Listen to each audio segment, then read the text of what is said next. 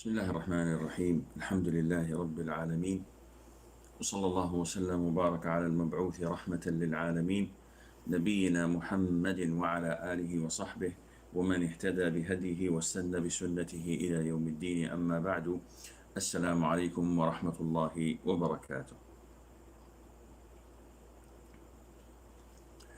Last time we talked about jihad. I think the last points we had discussed were when jihad becomes a must, when is a person obliged to fight for the cause of Allah Azza wa Jal. And the scholars of Islam stated that this takes place in 4 situations. The first situation being is that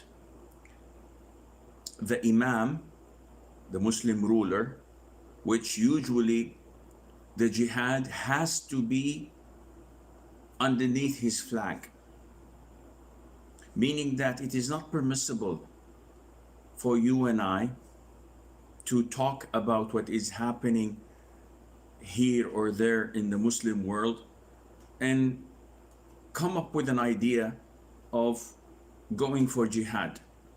So we say to ourselves, okay, let's go and fight.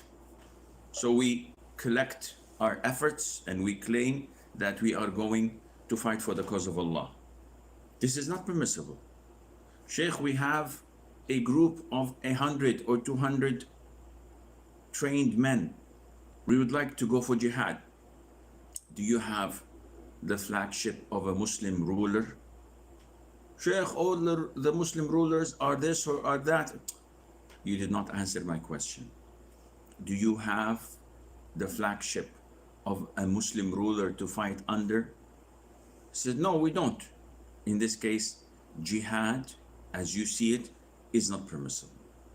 You're just a renegade, you're just a rebel, and you're fighting for something that is not in accordance to Islam. The jihad has to be called through the Muslim Imam, who has a sovereign country, who has an... It is not something that simply people come and say, okay, we have formed a group, our name is XYZ, and we are fighting for the cause of Allah, and we are trying to implement justice worldwide. What is this? No, this is something that is not permissible. The second type of conditions or reason for jihad to be mandatory is when a person possesses certain skills that the Muslims need. So let us assume I'm from an XYZ country, and there's another Muslim country who has a Muslim ruler, has a Muslim flag, and they are going to war with the disbelievers. And I happen to be of some profession that is needed by that Muslim army, and no one else can fill that slot except me. In this case, it becomes mandatory upon me to participate in that. Now, if you look at these conditions, you will find that they don't exactly fit every person. So in the first, the Imam, the Muslim ruler who calls for jihad, does this, and they call it full deployment. So he calls his people to join in this jihad. And we will come later on to speak about the 2 types of jihad, defensive and offensive. In the second situation, your services are required because you're one of a kind. And this is rarely happens, as in the case of a country, a Muslim country that requires Air Force pilots. and I'm the only one who's capable of doing this. And this is something to fulfill this slot. Number 3 is when you are in a city, you are in a place where the Muslims are being attacked. So if they attack your country, if they attack your city, then it becomes mandatory upon you to fight.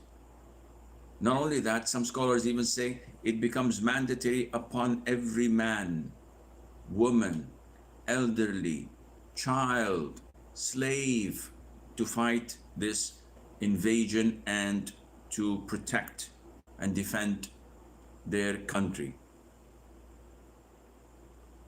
And finally, if a person happens to be in that place that is invaded by the enemy, though he's not part of the population, he doesn't live there, but he so happens to be in an area where the Muslim army is fighting the Kafir army, so he has to take sides, and definitely he would be forced to go with the Muslims and not run away, because running away would make some Muslims in the Muslim army demoralized and maybe run away as well when they see him running away.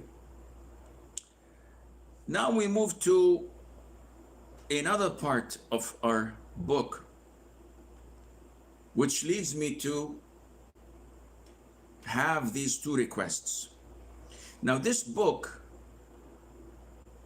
those who had compiled it, they have invested a lot of effort into it, and they are not, with the grace of Allah, charging any money for it. They're doing it for the sake of benefiting the Muslims. This is why I highly recommend that all those who are benefiting from our classes and from this book to register in the islamicfiqh.net website. This website provides you 16 levels, depending on your level, where you learn pieces of information about jurisprudence, environment, and at the end you get a certificate proving that you have undergone this training course and that you had passed. And this is beneficial for you, and it's beneficial for the people doing this project, because they can evaluate the level of knowledge among the Muslims and try their level best to increase that level with more new projects. The second thing that I'd like to bring your attention before we continue is that the administrators of the Islamic Fiqh website notified me this morning that there is a possibility for those who joined us lately. Alhamdulillah, there are so many brothers and sisters that have joined our program with the grace of Allah, and they're asking where can we get previous episodes, so they want to catch up from the beginning. So the administrators of the Islamic Fiqh will put in the comments, inshallah, on our Facebook website or page or whatever they call it. They will put, inshallah, the link for you where you can get this. So I would request you to register and benefit, inshallah. Okay, we have a statement. Jihad is not a duty upon non-Muslims, women, children, or ill and insane persons. So this is a statement that is generally mentioned in the books of fiqh, which means that jihad is mandatory upon the 4 categories we mentioned. The exception would be for non-Muslims. One would ask, okay, why? if the non-Muslims are also attacked and they want to participate in fighting the oppressors, the invaders? The answer is, in Islam, it is totally prohibited to fight side by side with the non-Muslims. The rule is, if a Muslim is living in our country, on our lands, then he is obliged, according to Islamic law, to pay. This jizya allows us, or let me rephrase that, obliges us to protect the non-Muslims living on our soil. And let me repeat that again. This is a negligible amount taken only from men who are capable of working. So elderly are exempted, priests and monks are exempted, children are exempted, women are exempted. They don't have to pay anything. With this jizya, the taxation, it becomes the duty of the Muslims to defend the non-Muslims living on their land. The non-Muslims do not have to fight or sacrifice their lives or their wealth. This is the Muslims' duties. And this taxation is negligible. It can, in some cases, be less than the zakat that the Muslims give. Then we have women, children, sick people, insane. All these are exempted from fighting because they're not made to fight. But as mentioned earlier, some scholars say, if the enemy attacks their city, it becomes obligatory upon them. So now they're not going out to fight on their own, rather they are forced to fight, and hence they have to do something about this, and they would be forced to take up arms and defend themselves because this has come into their homes. The children, the ill, and the insane, of course, is by default. Now, Allah Azza wa Jal has placed a very great role in Islam for jihad, or those who perform jihad would get. The Prophet, there is an ayah in Surah At-Tawbah, chapter 9, where you can go through it and read the tafsir, and it's a beautiful verse. And there is this hadith of the Prophet ﷺ, when he says, shall I tell you who's the best of people? It is a man holding the rein of his horse, going to fight for Allah's cause. Now, I don't have to go to defending or explaining the fact that Islam is a religion of peace. But this peace cannot be interpreted as weakness. So it's a religion of peace without weakness, a religion of strength without violence, a religion of pride without arrogance. And I always say this statement because I like it and because it represents the truth. People say, why do we have jihad? Because this is the religion of Allah, first of all. And second of all, because we would eat you alive. they would not have any mercy upon the weak. And the best strategy of defense is to attack. But attacking and fighting and jihad in Islam is nothing compared to what the non-Muslims do in their current warfares. And we will get to discuss about this later on, inshallah. So what distinguishes jihad from any other sort of fighting is that it has to be governed by the Quran and by the Sunnah. The Prophet ﷺ was asked, a man fighting to achieve war gains, a man fighting so as to gain reputation, and a man fighting so as to be recognized. Which one of these is a fighter for the cause of Allah? So we may see an army, and all the soldiers in this army have different intentions. And this is why when we have different flags to fight under. So, mercenaries, why are you fighting? For the cash. They tell me if you conquer that city, you'll be able to get the booty of wars.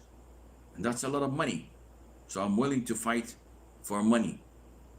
Others fight for reputation, so that people would say, wow, man, this guy is brave, he's strong. And others may fight for recognition, for being with their own tribe and family and community. So it's not only recognition or reputation, not for the money, but because I'm a member of my clan, so I have to fight with them. So the Prophet was asked, ﷺ, who among those is considered to be for the cause, in the cause of Allah, or fi sabilillah?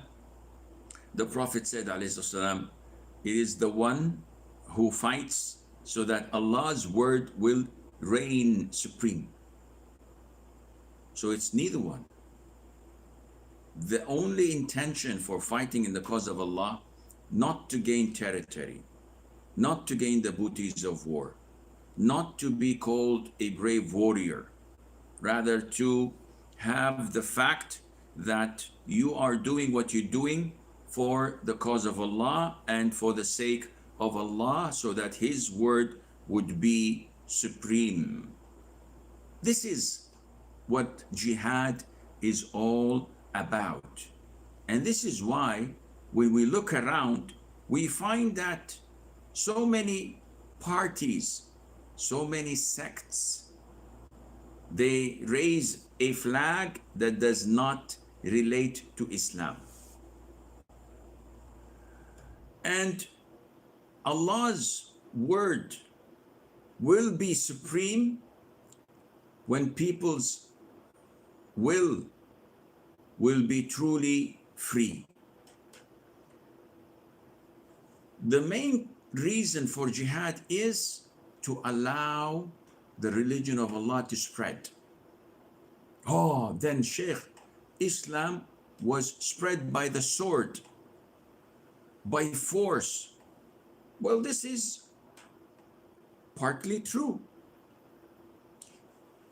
In the beginning of Islam, we mentioned earlier, in Mecca for 13 years, the Muslims were not allowed to fight back.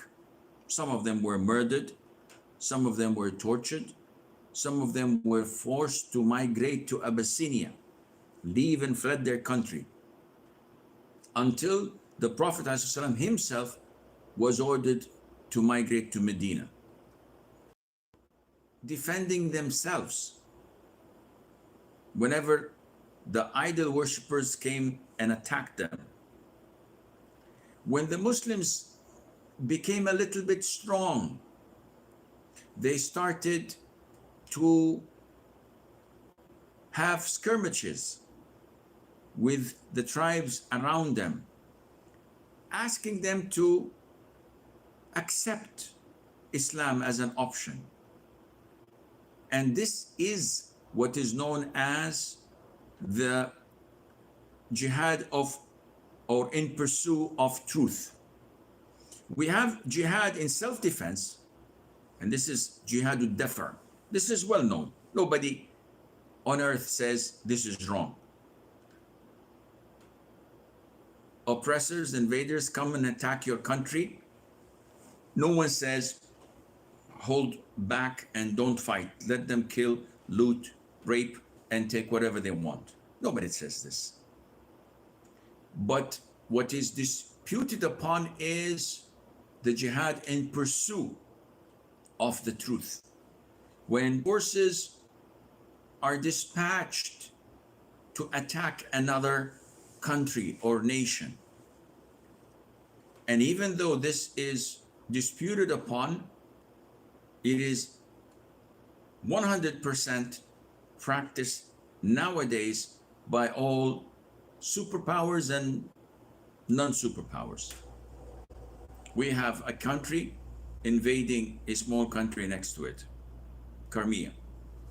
We have superpowers invading and killing and bombing sovereign countries, accusing them of terrorism, accusing them of financial wars against them, any reason.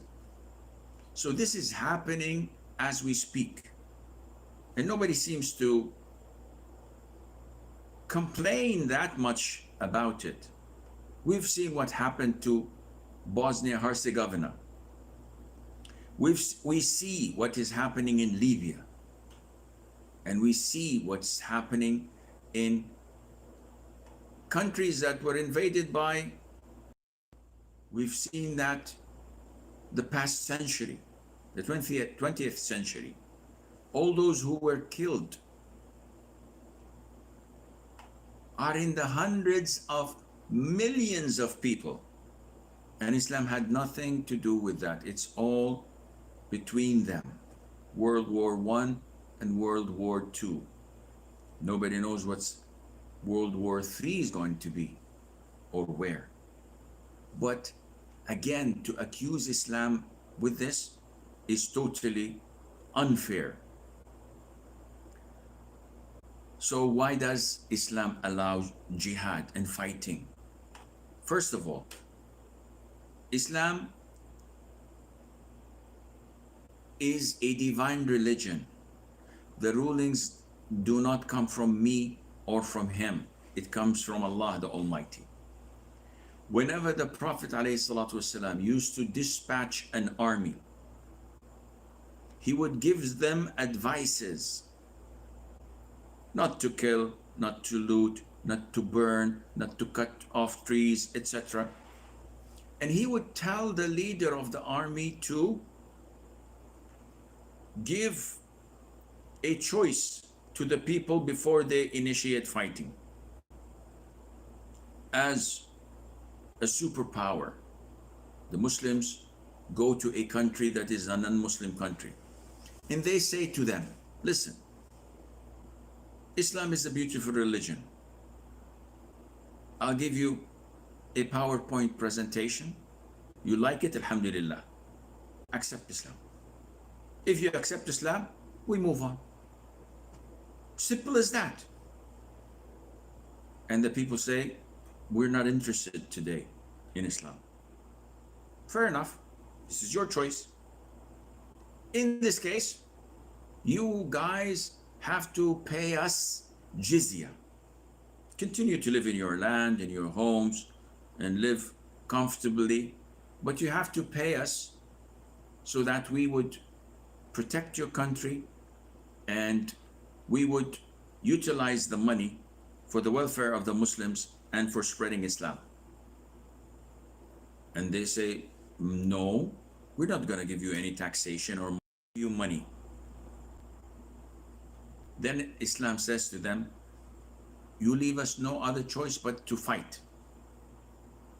So this is what the Prophet used to instruct his army leaders. You are a superpower, and this is what you should ask the people. Accept Islam willingly. If not, then enjoy staying in your homes, but you have to pay taxations. If not, then we will fight you. Modern times, they don't have this. Kafir countries don't say, embrace our culture and religion.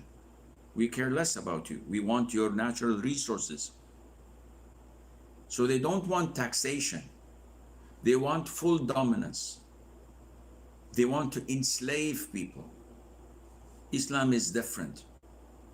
One is never compelled to accept Islam.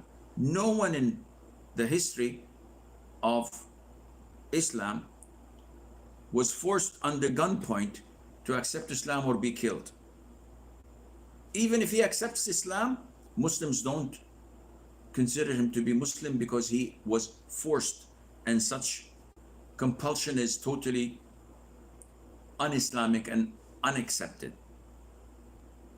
There is no compulsion in religion, but it is not as it is mentioned or as many people think. There is no compulsion in religion means that we do not force people to accept Islam. Yes, we may fight them, but not to force them to accept Islam. There's no compulsion in religion means that Islam is so easy. Those who have objective opinions and are realistic and logical would accept it without any force. And those who accept it and embrace it don't feel harsh or hard to practice it. There's nothing hard in Islam to practice. It doesn't tell you never get married and live in a monastery. It doesn't tell you if you touch something impure. Everything in Islam is easygoing, natural. You can see the flow and accept it. So there's no compulsion in religion. But yes, when we have to fight, we have to fight. We're obliged to fight. But this is all not the case at the moment because most, if not all, Muslims are weak, vulnerable, they are infiltrated and not walking the talk and practicing the religion as it should be. Otherwise, the whole universe, the whole world would have been a better place to live in. Therefore, Islam establishes certain values and requires the Muslims to abide by them when they fight. It is a well-known fact that throughout history, Muslims, real Muslims, practicing Muslims, would never attack a peaceful village, ending up in killing, raping, or looting. This never happened to a Muslim army. It is a reoccurring fact that the non-Muslims do this regularly. Islam has a very high level of ethics that compels those Muslims following this great religion to abide by it. Umar ibn al-Khattab, may Allah be pleased with him, the second caliph, would advise his army leaders by saying, I command you and your soldiers to remain God-fearing in all situations. To be God-fearing is the best support you may have against your enemy and the best plan in war. I counsel you and your soldiers to guard against all sinful actions more than you guard against your army. And he goes on with his advice. The Prophet ﷺ used to name Allah of Allah and for the sake of Allah, following the faith of Allah, following the faith of Allah's messenger. Do look and listen. Do not kill elderly person, a child, or a woman. Do not plunder. Put together any war gains you make. Pursue the right course and do things well, for Allah loves those who do well. Other advices include not to burn, not to loot, not to cut trees, not to kill animals, just for the sake of destruction, as so many armies do. And we've, alhamdulillah, nowadays we have video footage that shows exactly the character of armies. We've seen the prisons in Abu Ghraib and how prisoners of war are being treated, humiliated, urinated upon, with snapshots taken. Islam totally prohibits this. And it's a sin, it's a crime that a person who does this would be punished for. The history does not record a single incident of a Muslim army plundering a city, looting and killing civilians. Never. Now, I'm talking about a proper Muslim army. There can be casualties. There can be collateral damage. But to bomb a village of Muslims or non-Muslims, killing women and children, this is totally prohibited in Islam. No matter who does this, there's no justification, none whatsoever. Sending drones, attacking weddings, attacking schools, all of this is prohibited in Islam. This is not jihad. Therefore, if you want to judge a book, you have to read it. If you want to judge, claim to be part of it. I think we will stop here, inshallah, and take your questions. We have many of them, and inshallah we will try our level best to answer whatever is possible. Question number one is from Haslin Fatima. Says the expiation of fasting 3 days due to the act performed which are prohibited in the state of Ihram has to be observed every consecutive day. I think the question is clear. If a person in the state of Ihram puts perfume, wears perfume intentionally, or cuts his hair intentionally, or wears a t-shirt intentionally, he's in the state of Ihram. So what is the expiation? It is one of three: either to feed 6 poor people, half a sa' each, or to fast 3 days, or to slaughter a sheep in the haram area and distribute the meat to the poor. The 3 days that we fast, must they be in a row, consecutive? The answer is no. I don't see any reason why it should be consecutive, because there is no hadith stating that it should be. But if a person does it, that would be good, inshallah, and Allah knows best. Afia says, if a person is performing Hajj for a second time and had intercourse before first at-tahallul, they should come again the next year to perform Hajj as an expiation, right? So Afia's question is, Clear. This is their second Hajj, meaning that the first Hajj was Faridah. So this second Hajj is voluntary. Before the first exiting from Ihram, so before Arafat, while they were in the state of Ihram, their Ihram or their Hajj is void. Third of all, they must continue in their Hajj, but it's void. You must continue doing it, though it's void.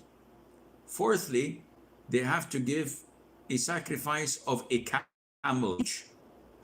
And fifthly, they have to come the following year and offer a Hajj in compensation of the one they had nullified. So she's asking, the Hajj next year, this is considered to be an expiation, correct? The answer is yes, it's an expiation for the one they had made void. One would say, okay, but it's not mandatory upon them to perform this Hajj initially. The answer would be yes, correct. If they did not initiate the Hajj from the beginning, no one would have blamed them. But as they have entered the Ihram with the intention to perform Hajj, they are obliged now to follow the sequence and to pay for the consequences of their action. Number 3, Hasleen says, due to lockdown in Ramadan, can men observe i'tikaf at home? The answer is no. I'tikaf for men and women can only be performed in a masjid that is totally devoted to being a masjid, which means that this plot was allocated for a masjid. We built a masjid on top of it, and now it is a masjid for good that cannot be sold, that cannot be inherited, that cannot be given away as a gift. No one owns it. Now this is the house of Allah, and this is what is known as waqf, endowment. This has been made for the sake of Allah. It can't be sold, gifted, or inherited. Which means that even if there were no lockdown, building, it's a prayer hall. Can we perform i'tikaf? No. The rules that are applied for a masjid cannot be applied to a prayer hall. So you cannot perform i'tikaf there. A woman in her menses can easily come in and sit down. A person entering that prayer hall is not obliged to pray 2 rak'ah tahiyatul masjid, because it is not a masjid, it's a prayer hall. So I hope this answers your question. Fida says, is there any tawaf al-qudum for tamattu'? The answer is yes. Tawaf al-qudum for the person performing tamattu' is his tawaf for the umrah. The meaning of tawaf al-qudum is the first tawaf a pilgrim performs when he comes to the sacred shrines, the holy sites. So if I'm performing umrah, no hajj, once I make the tawaf, this is considered to be tawaf al-qudum for me. It's not a separate tawaf, it's part of my umrah. This is why I do ittiba' and I expose my right shoulder. And I do raml in the first 3 rounds of tawaf, because this is my tawaf al-qudum. For the person performing tamattu', his tawaf al-qudum is with his umrah. That's it.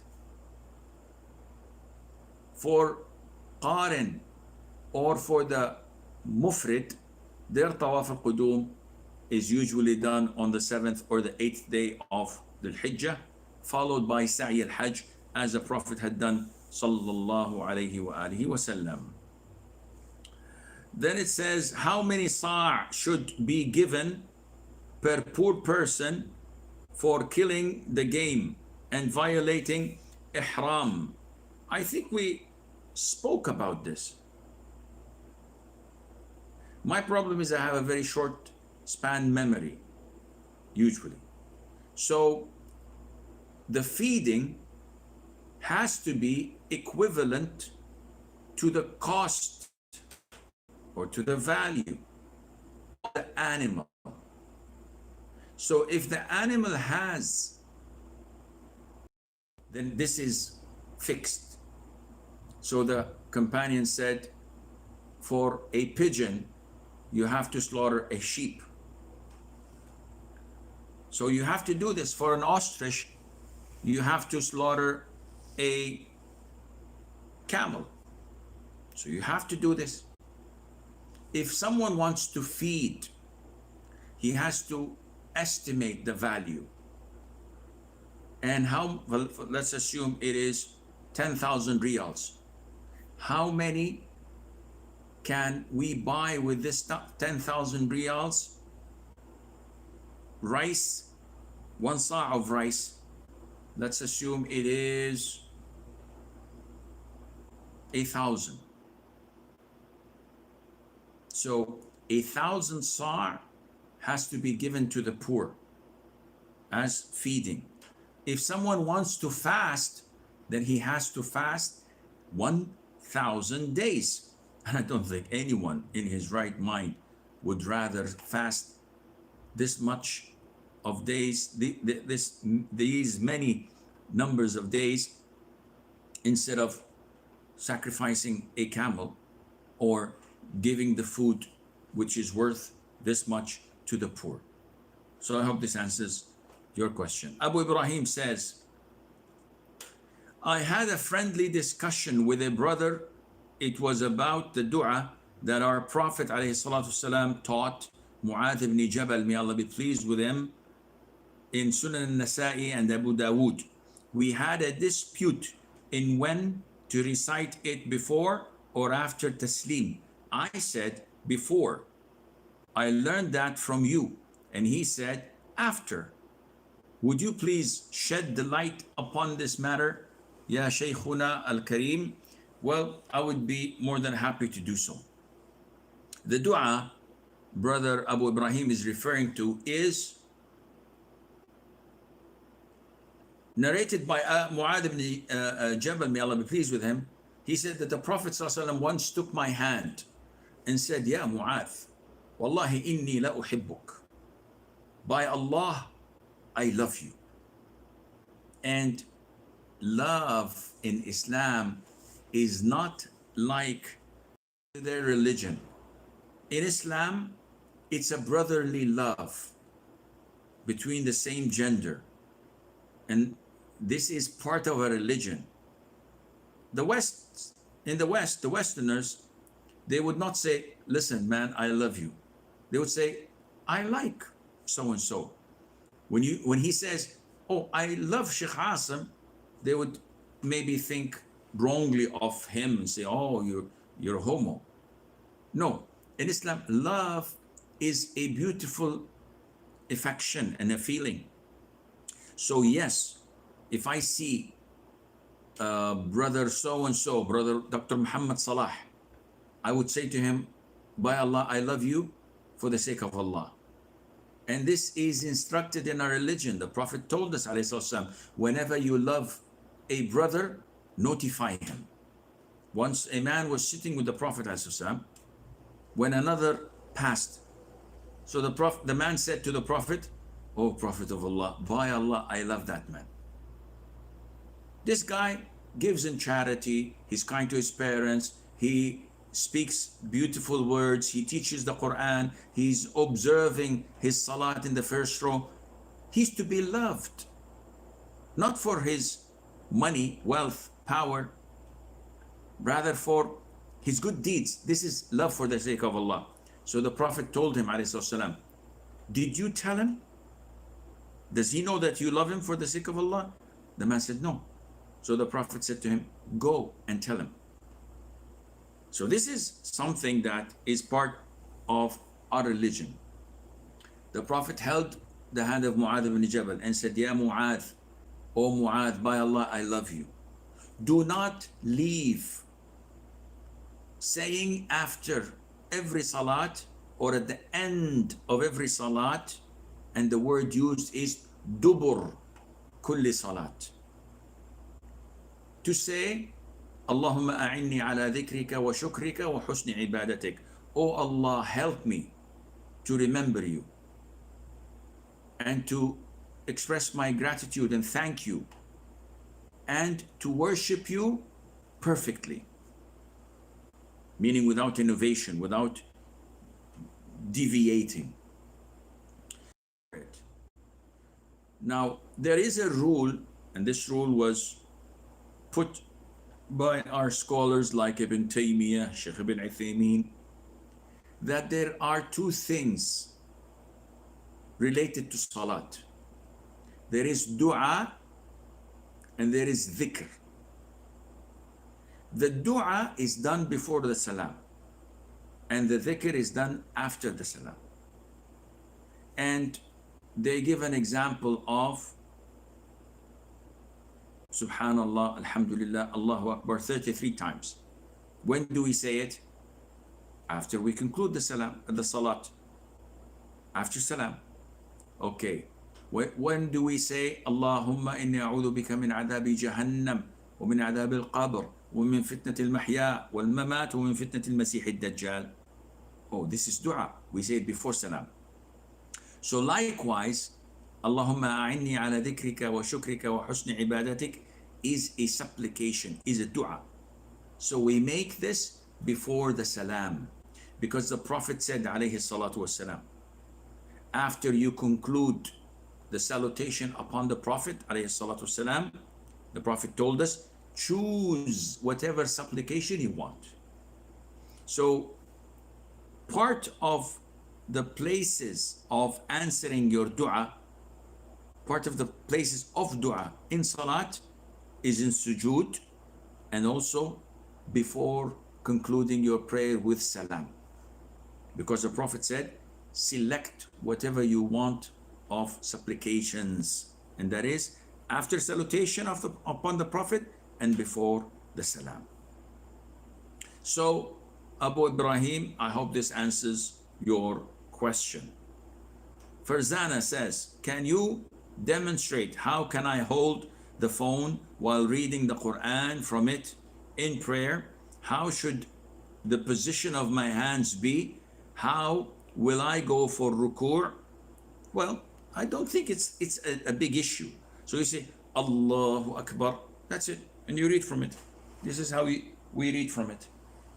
Once you want to go for ruku', you place it on the ground or on a chair next to you. You continue your prayer. When you go up, you pick it back again. While standing, this is totally prohibited, and it would render your prayer as void because you're engaged in other than prayer. This is the position, the standing position. It's only for reciting the Quran. Are you reciting the Quran? I said, no, I'm reading the translation. Then this is not part of the salat. It invalidates your salat. Fatima says, a sister's asking, I pray in jama'ah with my husband. There isn't enough space to pray right behind him due to a desk being there in our room. I pray behind him, but to his right. Is this okay? If you mean that you're not directly behind him, because it should be like this. So what I understand that you are praying a little bit close to him, but not exactly behind him due to lack of space. This is okay. What's not okay is to pray next to him like men do. Tariq says, can we fast but shorten our salat while traveling? Yes, of course you can. If fasting is not problematic or not hard for you, you can fast. Shortening the prayer is a highly recommended sunnah, regardless whether there is hardship or not. But fasting is related to hardship, whether it is mandatory to break your fast or highly recommended, or it's permissible. So in your case, if it's a short journey that has no hardship in it, there's no problem for you to skip fasting, to fast, but also to shorten prayer. These are two different things. Isa says, my mom lives in Africa and old, she cannot fast. Can I give rice only to the poor on her behalf, like 1.5 kilograms a day, or rice with cash together? Is it okay to give at the end of the month? Because in Africa, she's unable to fast, and she authorizes you to feed a poor person per day. There's no problem in giving 1.5 kilograms or a little bit less to a poor person after the end of the day. And if you collect all of this to give it all in raw rice to 30 poor people at the end of the month, this is okay as well. Zanatul Bidhi, on behalf of a person, is it permissible for someone to marry his brother's in-law, sister's daughter? I'm not good in puzzles. And in English, a brother-in-law can be your sister's brother. So who is your brother-in-law's sister's daughter? This sister's daughter is your own wife's sister's daughter. So such puzzles are not clear. When you ask a question, you have to clarify it, because you are seeking the ruling, and you cannot ask simple questions that are ambiguous and expect the sheikh to answer you. If this person is asking about marrying the niece of his wife, the answer is totally prohibited. Combining between a woman and her niece is totally prohibited in Islam. He has to divorce one of them. He cannot marry the niece while still married to her aunt. But if that woman is someone not related to his wife, and she's not related to him, she's not one of his mahram, he can marry her. Corey says, I need tips for memorizing the Quran. This requires a whole lecture, and tips won't do you any good. So maybe inshallah some other time. Sarah says, is it permissible to pray for martyrs or any dead in a gathering where one person makes dua or eating, and we remembered our uncle, and someone says, oh Allah, have mercy on our uncle so and so, and everybody raises their hands and says Ameen. Oh Allah, expand his grave. Oh Allah, fill it with light. Oh Allah, make it a garden of paradise. And people say Ameen. There's no problem in that, inshallah. Santo says, when doing let me see, when doing the wudu, I will give water with two hands or one hand. I have no idea what you're talking about, Santo. When you do wudu, why do you give water to begin with? So if it's under the faucet, you just move it, wash. When you wash your face, you don't wash your face with one hand, you wash it with both hands. But when you wash your right arm, you can't use this one. You have to use only this left one. And when you wash the left, you use the right one. So I don't understand what do you mean by giving water with two hands. Fariq Dar says, can women do i'tikaf at home? The answer is no. We've answered this. Mahruq Kakif Ali or whatever. What is the ruling upon observing i'tikaf under the current circumstances? No masjid, no i'tikaf. Zubaydah says, how many days a woman can stay away from salat of menses or for menses? This depends. If she doesn't see her purities, the maximum is 15 days per month. Then she has to perform ghusl and consider herself to be a mustahada. Amr says, does a person who does not pray Taraweeh and Tahajjud still have his Ramadan intact? Of course. These are two different things. The pillar of Islam is to fast Ramadan. Praying Taraweeh or Tahajjud is something extra. Noor Fatiha, can we force our family prayer? I have no idea what you mean by that.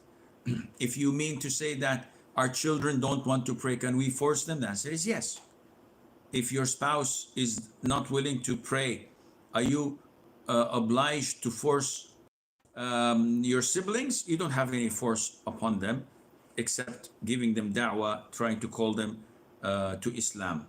Finally, Zubaya says, what is the ruling for us going our Eid al-Adha sacrifice and Aqiqah sacrifice back home? There's no problem. If you give money to your family back home because it's cheaper or because the poor people are more in need and you want to benefit them, there's no problem in sending the money there for them to slaughter and to distribute the meat. However, if you want the reward and the sunnah, then it has to be done where you live. Because the sunnah of udhiyah or the qurbani is that you eat from it and your family. Sending it to back home would deprive you from this sunnah to be practiced, and Allahu Azza wa Jal knows best. This is all the time we have for today's lesson. Until we meet you next Monday, inshallah, it will be Ramadan. And a lot of you are asking what times are we going to continue in Ramadan, and inshallah we will continue the same time. So Mondays and Thursdays 4:30 Mecca time بإذن الله عز وجل. هذا والله أعلم ونسبة العلم إليه أسلم، وصلى الله وسلم وبارك على عبده ورسوله نبينا محمد وعلى آله وصحبه أجمعين. والسلام عليكم ورحمة الله.